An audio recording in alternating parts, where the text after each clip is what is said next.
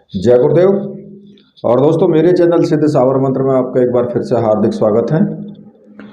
और देखिए, आज की वीडियो में मैं जो आपके सामने मंत्र देने जा रहा हूँ वो एक सावर मंत्र है और रक्षा सावर मंत्र है। अब रक्षा सावर मंत्र की ज़रूरत क्यों पड़ती है? क्योंकि देखिए, कोई भी साधना करो, अगर घर से बाहर कोई साधना करते हो या घर में भी कोई साधना करते हो तो रक्षा मंत्र सिद्ध होना बहुत ज़रूरी होता है। किसी भी मंत्र की साधना करो, सबसे पहले एक रक्षा मंत्र जरूर सिद्ध कर लेना चाहिए। चाहे आप अप्सरा साधना करो, चाहे यक्षिणी साधना करो, या फिर योगिनी साधना करो, या फिर बाबा भैरव की साधना करो, या हनुमान जी साधना करो, किसी की भी साधना करो, तो कम से कम एक रक्षा मंत्र आपका ऐसा होना चाहिए कि जिस पर कि आपको पूर्ण विश्वास भी हो और पूर्ण रूप से वो काम करता हो। इसलिए रक्षा मंत्र बहुत ज़रूरी है। और पिछले वीडियोस में मैंने कुछ अनुभव दिए थे, जिन्होंने मेरे मंत्र को YouTube से लिया और मुझसे पूछ करके कि गुरुदेव हम इस मंत्र की साधना कर लें, और उन्होंने फिर उस मंत्र को सिद्ध किया और उसके बाद में उन्होंने मुझे अपना जो भी अनुभव था वो भी बताया, उस मंत्र का अनुभव भी बताया और उस मंत्र की शक्तिशाली कितना है उस मंत्र की ताकत को भी बताया।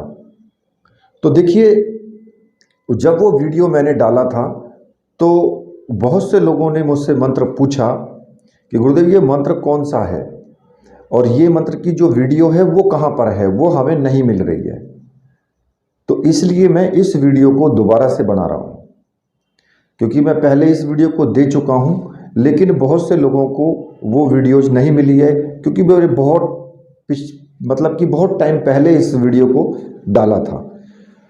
और इस मंत्र की साधना मैं आज फिर दोबारा से बताऊँगा। तो देखिए, होता क्या है कि अगर आप कहीं भी रास्ते में जा रहे हो और आपको लगता है कि भाई यहाँ पर कुछ दिक्कतें हैं, या कोई भी प्रेत आत्मा या कोई दूसरी शक्ति आपके ऊपर वार कर सकती है, तो आप इस मंत्र का केवल जाप कर लें और आप पूर्ण रूप से सुरक्षित हो जाएंगे उसी वक्त। क्योंकि ये हनुमान सावर मंत्र है और हनुमान जी की शक्ति को आप जानते ही हैं कि उनका नाम लेने से ही केवल एक बार कहिए कि जय हनुमान महाराज की जय हो या जय बजरंगबली, सिर्फ एक बार बोल दीजिए तो वहाँ पर सिर्फ आपको केवल बजरंगबली की ही शक्ति नजर आएगी, बाकी कोई दूसरी चीज़ नज़र नहीं आएगी वहाँ। तो आप समझ सकते हैं कि ये मंत्र बहुत ही ताकतवर है और इसको लोगों ने सिद्ध किया है और इसका अनुभव भी बताया है और उसकी ताकत भी बताई है।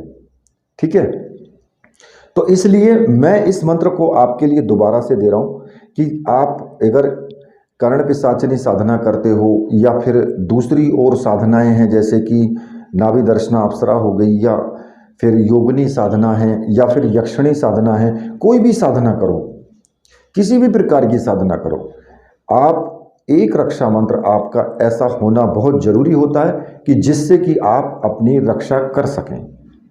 अब ये कोई ज़रूरी नहीं होता कि सुरक्षा चक्र बना करके ही रक्षा की जाती है।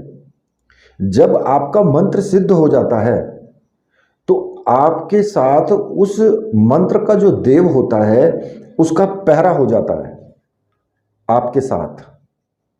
भले ही आप कुछ मत करो, लेकिन फिर भी उस देव का आपके साथ पहरा रहेगा और पूर्ण रूप से वो आपकी रक्षा करता रहेगा। कई बार तो ऐसा होता है कि अगर आपके ऊपर कोई विपत्ति आने वाली है तो हनुमान जी क्या करते हैं, हनुमान जी तुरंत आपको सचेत करते हैं। या तो जैसे कि आप सोए हुए होते हैं और सोते में अगर कोई शक्ति आपके ऊपर आने वाली है तो शक्ति आने से पहले ही वो आपको जगा देंगे, आपकी आंखें खुल जाएंगी। और कई बार तो ऐसा होता है कि नींद में साफ निर्देश देते हैं वो कि फटाफट मेरे इस मंत्र का जाप करो, अभी तुरंत उस रक्षा मंत्र को पढ़ो, कोई गलत शक्ति आने वाली है। ये मेरा प्रत्यक्ष अनुभव है, इसलिए मैं आपको बोल रहा हूँ कि हनुमान जी की कृपा वास्तव में ही इतनी ज़्यादा तीक्ष्ण है, इतनी ज़्यादा कृपा है उनकी कि कोई भी उनका भक्त है तो उसको वो बिल्कुल भी कुछ होने ही नहीं देते हैं। देखिए, आप चाहे भले ही किसी भी प्रकार की कोई रक्षा मंत्र सिद्ध मत करो, लेकिन केवल हनुमान जी की पूजा करते रहो, फिर भी आपके ऊपर तंत्र मंत्र किया कराया ये जल्दी से असर नहीं करते हैं और आपका कुछ बिगाड़ भी नहीं पाते हैं। भले ही ये तो निश्चित है कि भाई आपको परेशानियां तो पैदा होंगी, लेकिन आपका बिगड़ कुछ नहीं सकता है, ये निश्चित है। तो देखिए, ये जो मंत्र है, इस मंत्र को मैं आपको बता रहा हूं और इसकी साधना विधि भी मैं आपको बताऊंगा और इसका प्रयोग भी मैं आपको बताऊंगा। तो इस मंत्र को होली, दीपावली, शिवरात्रि या ग्रहण, इसमें आप इस मंत्र को सिद्ध कर सकते हैं या फिर किसी भी मंगलवार से भी आप इस मंत्र को सिद्ध कर सकते हैं। और साबर मंत्रों के बारे में मैं आपको बता देता हूं कि साबर मंत्र जितना ज़्यादा जपोगे उतना ही शक्तिशाली होगा उसका प्रभाव। ये आप अपने माइंड में रख लेना। ये मत सोचना कि मैं एक दिन साबर मंत्र का जाप कर लूँ तो वो एकदम से पूरे बहुत प्रभावशाली हो जाएगा। ऐसा नहीं होता। प्रभाव तो होगा लेकिन उसमें कम होगा। इसलिए ये अपना नियम प्रतिदिन का ही बना लिया करो कि भाई अगर कोई रक्षा साबर मंत्र आपके पास है तो कम से कम 21 बार, 51 बार या एक माला, इतना जब तो उसका प्रतिदिन कर लिया करो। मतलब कि जब आप पूजा करते हैं सुबह के टाइम में कर लिया करो। तो उससे क्या होगा कि उस मंत्र की शक्ति बराबर बनी भी रहेगी और उसमें तीव्रता भी बढ़ती चली जाएगी। तो इसलिए वो इतना प्रभावशाली हो जाएगा लास्ट में कि जैसे जैसे आप उसको जपते रहोगे तो फिर वो काफ़ी प्रभावशाली हो जाता है। और ये जो होलाष्टक आ रखा है, इसमें भी आप इस मंत्र को सिद्ध कर सकते हैं। होलाष्टक में 8 दिन हैं। आपके होली से पहले जो 8 दिन से होते हैं, मतलब कि आपका ये 10 तारीख से स्टार्ट होगा, 10 मार्च से होलाष्टक शुरू हो जाएगा। तो 10 मार्च से आप शुरू कर सकते हैं इस साधना, क्योंकि होला अष्टक में कोई भी साबर मंत्र जप सकते हैं और वो तीव्रता के साथ में सिद्ध भी होते हैं होली के आसपास में। तो अब इसको क्या करना है, इस मंत्र को सबसे पहले आपको मंगलवार के दिन आप जाप करें या किसी भी दिन करें, इसमें आपके लिए सिद्ध जो साबर मंत्रों से सिद्ध होती है वो रुद्राक्ष की माला से आपको जाप करना है। और ऐसी माला अगर आपको चाहिए तो मैंने अपना व्हाट्सअप नंबर दिया है, वहाँ से आप व्हाट्सअप मुझे कर सकते हैं और वो माला प्राप्त कर सकते हैं। अगर होलाष्टक में ना कर पाओ तो फिर किसी भी मंगलवार से शुरू कर सकते हो या फिर किसी ग्रहण से भी शुरू कर सकते हो। ऐसा नहीं है कि आपने ग्रहण में जप लिया केवल तो बस हो जाएगा वो सिद्ध। थोड़ा सा टाइम तो लगेगा, कम से कम 10,000 की संख्या में इसका जाप होना जरूरी होता है। उसके बाद उसका पुरस्चरण कर लें। अब पुरस्चरण में क्या होता है, हवन किया जाता है साबर मंत्रों में। तो साबर मंत्रों में कोई आप या तो जैसे कि मार्जन होता है या तर्पण होता है, ये सब नहीं होता है। साबर मंत्र केवल हवन होता है बस, या फिर मंत्र जाप होता है। अब आपको क्या करना है कि या तो सुबह के टाइम या शाम के टाइम कभी भी आप इस साधना को शुरू कर सकते हैं। और इसमें लाल रंग का आसन होना चाहिए, सामने जो दीपक लगा हो वो घी का होना चाहिए, ठीक है। अगरबत्ती या धूप बत्ती जो भी आपके पास है वो आप रख सकते हैं। स्नान आदि करके बिल्कुल एकदम शांत चित्त होकर के और लाल आसन पर बैठ जाएं। कपड़े आपके कैसे भी हो सकते हैं, चाहे अगर आप लाल रंग के एक अंगोछा भी ले लेते हैं तो वो भी अच्छा रहेगा, मतलब कि लाल हो तो अच्छा है। और जो आपका पूजा घर है उसकी चौकी पर भी आपको लाल रंग का कपड़ा बिछा लेना है और एक हनुमान जी का चित्र रख लेना है। उत्तर या पूर्व दिशा की तरफ मुख करके आपको बैठ जाना है, ठीक है। घी का दीपक, सुगंधित अगरबत्ती, धूप बत्ती जो भी है वो आप जला लें और लाल रंग के पुष्प, और जो उनके लिए मिष्ठान रखो वो आप चूरमा रख सकते हैं। चूरमा का मतलब है कि गुड़ और घी और रोटी को मिक्स करके उसका चूरमा टाइप बना ले, वो लड्डू रख सकते हैं। बूंदी भी रख सकते हैं या फिर आप जो मोतीचूर के लड्डू मिलते हैं बाज़ार में वो भी रख सकते हैं, बेसन के लड्डू भी रख सकते हैं उनके लिए, भोग के लिए। और उस भोग को आप स्वयं खा सकते हैं, ठीक है, किसी दूसरे को मत देना। एक लड्डू रख लो तो उसको खुद ही खा लो फिर साधना के बाद में लेकर के। अब जब आप साधना जिस वक्त शुरू करेंगे, यानी आपने सुबह के टाइम शुरू किया है तो फिर रोज आपको सुबह के टाइम ही करनी है, ठीक है। और सबसे पहले आपको क्या करना है, सबसे पहले आपको जो मैंने आपको सर्वार्थ साधक सावर मंत्र मैंने बताया है, पिछली वीडियो में भी मैंने आपको बताया था कि अगर कोई भी सावर मंत्र सिद्ध करते हो तो कम से कम 21 बार सर्वार्थ साधक सावर मंत्र का जाप कर लेना चाहिए। उससे क्या होता है, उससे ये होता है कि जो आप सावर मंत्र सिद्ध करने जा रहे हो वो सावर मंत्र सरलता से सिद्ध हो जाता है और उसमें कोई विघ्न भी नहीं आता है। तो इसलिए वो सावर मंत्र सिद्ध करना बहुत जरूरी है। और देखिए हनुमान जी का ये मंत्र है, हनुमान जी की साधना है, तो राम जी का नाम भी जरूरी है। आप भगवान श्री राम की भी तस्वीर रखें, क्योंकि देखिए मंदिर में तो सभी की तस्वीर मिल जाती है, भगवान राम की भी, भोले शंकर की भी, वो सब सबके घरों में मिलती है, और हनुमान जी की भी।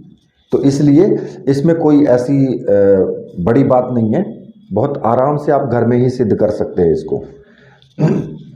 अब आपको क्या करना है कि जो सर्वार्थ साधक सावर मंत्र है उसको मैं आपको बता देता हूं, आप लिख लेना, उसको नोट कर लेना, और वीडियो रोक करके नोट कर लेना, उसको मैं बोल करके बता रहा हूं। तो वो मंत्र है, गुरु सठ गुरु है वीर, गुरु साहब सुमरो बड़ी भांत, सिंगी टोरो वन कहो मन्नाऊ करतार, सकल गुरुन का हर भजे घट्टा पकर उठ जाग, चेत संभार श्री परमहंस। इस मंत्र को 21 बार जाप कर लें, ठीक है। उसके बाद भगवान श्री राम का आपको ध्यान करना है और अपने गुरु का भी ध्यान करना है। चाहे आपके कोई भी गुरु हो, जो अगर आपके गुरु हैं तो फिर उन्हीं का दिया हुआ गुरु मंत्र आप ज़्यादा नहीं तो एक माला का जाप तो कर ही लें, क्योंकि गुरु मंत्र तो रोज जाप करना ही चाहिए। और गुरु पूजन भी ज़रूर करें, जैसे कि सिंदूर का टीका लगाएं, पुष्प चढ़ाएं, धूप दीप दिखाएं, इतना जो नॉर्मल एक छोटा सा पूजन होता है वो कर सकते हैं, ज़्यादा कोई बड़ा विधि विधान करने की आवश्यकता नहीं है। और अपने गुरु मंत्र की एक माला का जाप कर लें। अगर गुरु मंत्र आपका नहीं है, भगवान शिव को गुरु मान करके आप साधना करते हैं, भगवान शिव को आपने गुरु माना है, तो फिर भगवान शिव का उसी तरीके से पूजन करें और गुरु जी से आशीर्वाद लें और ओम नमः शिवाय मंत्र का एक माला का जाप कर लें, ठीक है। अब इसके बाद आपको क्या करना है कि भगवान श्री राम की पूजा का अर्चना करनी है, थोड़ी सी भी, जैसे कि आपने अपने गुरु की है वैसे ही भगवान श्री राम की भी कर लें, और एक माला मंत्र जाप कर लें, राम रामाय नमः। बस उससे क्या होगा, उससे ये होगा कि भगवान श्री राम के परम भक्त हैं ये। अगर आप साधना में कोई गलती भी कर देते हैं ना तो आपको किसी प्रकार का नुकसान नहीं होगा, ये निश्चित होता है, क्योंकि जब आप राम का नाम साथ में लेकर के चलेंगे तो ये तो वैसे ही खुश रहेंगे। जहां राम का नाम लिया जाता है तो वहां हनुमान जी साक्षात विराजमान होते हैं, वहीं पर होते हैं वो, भले ही कोई उनको देख ना पाए लेकिन वो वहीं होते हैं। तो इसलिए जब तुम राम के नाम का उच्चारण करोगे तो ये तो स्वयं ही आ जाएंगे वहीं पर। तो इसलिए राम नाम का उच्चारण जरूर करें। और उसके बाद फिर आपको हनुमान जी का पूजन करना है। हनुमान जी का धूप दीप से पूजन करें, पुष्प चढ़ाएं, उनके लिए प्रसाद चढ़ाएं, टीका लगाएं सिंदूर का, और अपने माथे पर भी सिंदूर का टीका लगाएं, ठीक है। और जब तक आपका जाप हो तब तक उस कमरे में कोई ना आए तो बहुत अच्छी बात है। देखिए साधना है तो साधना के हिसाब से ही होना चाहिए ना। और फिर उसके बाद आपको जो रुद्राक्ष की माला है उस माला से, अगर आप होलाष्टक में करते हैं तो कम से कम 15 माला का जाप प्रतिदिन आपको करना है, ठीक है। चाहे आप रात्रि में करो चाहे सुबह में करो, क्योंकि अगर 15 माला का जाप करोगे तो आपके 8 दिन में यानी होली तक आपके 10,000 मंत्र पूरे हो जाएंगे। और अगर किसी मंगलवार से करते हो और आपकी क्षमता नहीं है कि भाई हम 15 माला का जाप कर सकें, क्योंकि 15 माला का जाप करने में कम से कम आपको 1.5 या 2 घंटे का टाइम लग जाएगा। और आप चाहते हैं कि मैं 5 माला का जाप करूं या 2 माला का ही जाप करूं, तो फिर आपको क्या करना होगा, आप किसी भी मंगलवार से शुरू करना फिर साधना को, और लगातार साधना को लंबी रखना, ठीक है। और साधना में ब्रह्मचर्य व्रत का पालन जरूर होना चाहिए, क्योंकि आप जानते हैं हनुमान जी की साधना है तो पहले ही वो तो ब्रह्मचारी है, तो इसलिए साधना में ब्रह्मचर्य व्रत का तो कड़ाई से पालन होना चाहिए। किसी भी प्रकार से, या ना तो आँखों से, ना मन से, ना तन से, किसी भी प्रकार से ब्रह्मचर्य व्रत खंडित नहीं होना चाहिए, ठीक है। और जिस मंत्र का आपको जाप करना है वो मंत्र मैं आपको बता देता हूं। तो मंत्र इस प्रकार से है, ओम नमः वज्र का कोठा जिसमें पिंड हमारा बैठा, ईश्वर कुंजी ब्रह्मा का ताला, मेरे 8 याम का यति हनुमंत रखवाला। ये मंत्र है। मंत्र कोई ज़्यादा बड़ा नहीं है, छोटा ही मंत्र है। और इस मंत्र का फिर आपको जाप करना है ध्यान लगा करके हनुमान जी का, ठीक है। और जितना जप सकते हो उतना जपो। और जब आपकी साधना करनी 10,000 का पुरस्चरण पूरा हो जाए तो उसके बाद फिर आप जो है इसका एक छोटा सा हवन कर लें। आम की लकड़ियां ले लें, बाजार में मिल जाती हैं, या कहीं से भी आम का पेड़ देखें तो वहाँ से सूखी लकड़ियां ले लें। और सामग्री मिल जाती है बाजार में ही, पूजा की दुकान पर मिल जाती है, वहाँ से सामग्री ले लें। और कपूर की टिक्की ले लें। कपूर की टिक्की की सहायता से आम की लकड़ियों में अग्नि जलाएं और हवन सामग्री रख करके एक बार मंत्र बोलें, और उसके बाद हवन सामग्री थोड़ी सी अग्नि में छोड़ दें। लेकिन एक चीज़ का ध्यान रखना, साबर मंत्रों में स्वाहा शब्द नहीं लगता है, इसलिए स्वाहा का शब्द नहीं लगाना है आपको। जैसा मंत्र है वैसा का वैसा ही जपें और थोड़ी सी सामग्री अग्नि में समर्पित कर दें। और 108 मंत्रों का जाप करके और 108 आहुति दे करके अपना जो पुरस्चरण है उसको पूरा कर दें। अब इसके बाद अगर आप आगे भी इस मंत्र को जपना चाहते हो तो आप दैनिक जीवन में 1 माला का जाप प्रतिदिन कर सकते हो। उससे क्या होगा कि उससे इसमें प्रभाव बढ़ता ही जाएगा, घटेगा नहीं, बिल्कुल भी नहीं घटेगा, बढ़ता ही जाएगा। और जितना इसमें प्रभाव ज़्यादा बढ़ जाएगा तो आप देखेंगे कि एक बार मंत्र पढ़ने की ज़रूरत है, सब कुछ मैदान साफ मिलेगा, वहाँ से कुछ नहीं होगा आपको। चाहे आप आपके ऊपर घायल आ जाए, घात छोड़ दे, मूठ छोड़ दे, कोई भी कुछ भी कर दे, कुछ नहीं होने वाला है फिर। अब इसमें जो सावधानियां आपको रखनी है मैंने आपको बता भी दी है कि ब्रह्मचर्य व्रत का पूर्ण कड़ाई से पालन करना है। हमेशा स्त्रियों को देखते समय उनके पैरों की तरफ नज़र रखें, इतने आप साधना करें। सात्विक भोजन करना है, मांस, अंडा, दारू वगैरह ये सब कुछ भी यूज नहीं करना है उतने टाइम में। अगर हो सकता है कि आपकी ललक बढ़ जाए, आप ऐसे कार्यों को करने के लिए आपके अंदर से जो मन है वो करे, क्योंकि जब साधना करते हैं तो ऐसी चीज़ें करने के लिए मन करता है फिर बहुत ज़्यादा। तो सावधान बिल्कुल सावधान रहना है इस चीज़ में। सात्विक भोजन करना है और ब्रह्मचर्य व्रत का पालन करना है। झूठ बोलना या फिर किसी का दिल दुखाना, धोखा देना, इन सब चीज़ों पर नियंत्रण रखें, बिल्कुल भी ना करें ऐसा काम, ठीक है। अब इसके बाद अगर आप मान लिया कहीं पर साधना करते हो तो ज़्यादा नहीं, 7 बार इस मंत्र को पढ़ करके और अपने चारों तरफ सुरक्षा का घेरा बना लें।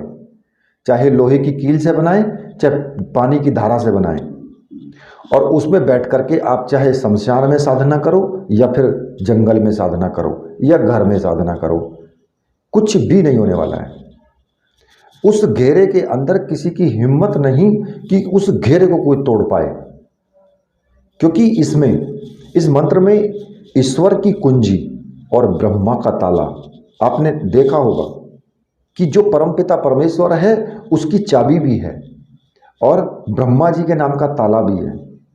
और आपके 8 याम का यति हनुमंत रखवाला है। तो अब मंत्र की ताकत को खुद अंदाजा लगा सकते हो कि मंत्र में कितनी ताकत है इसमें, कि कोई नहीं तोड़ पाएगा इस घेरे को।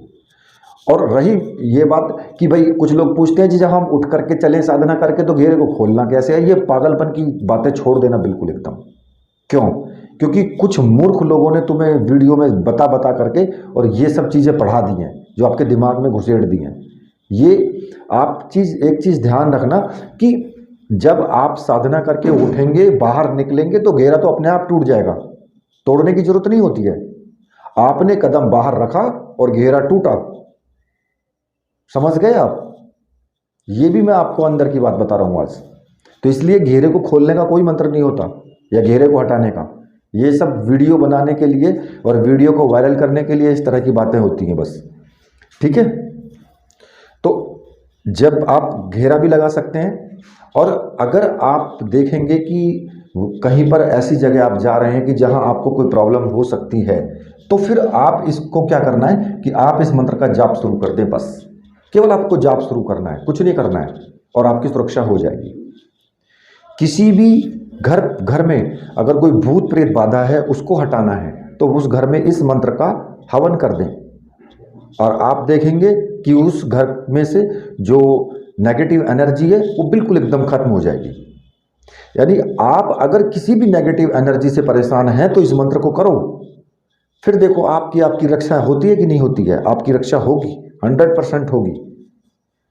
और जब भी इस मंत्र को करें तो कम से कम मुझे ज़रूर सूचित कर दें, एक बार मुझे मैसेज कर दें, ठीक है। तो इस प्रकार से ये जो मंत्र है ये आप पूर्ण तरीके से सिद्ध करें, और इसको जितना ज़्यादा करोगे उतना अच्छा रहेगा, ठीक है।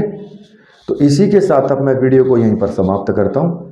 तो मेरे साथ बोलिए वीर बजरंग बली हनुमान जी महाराज की जय, बोलिए मेरे परमहंस गुरुदेव की जय।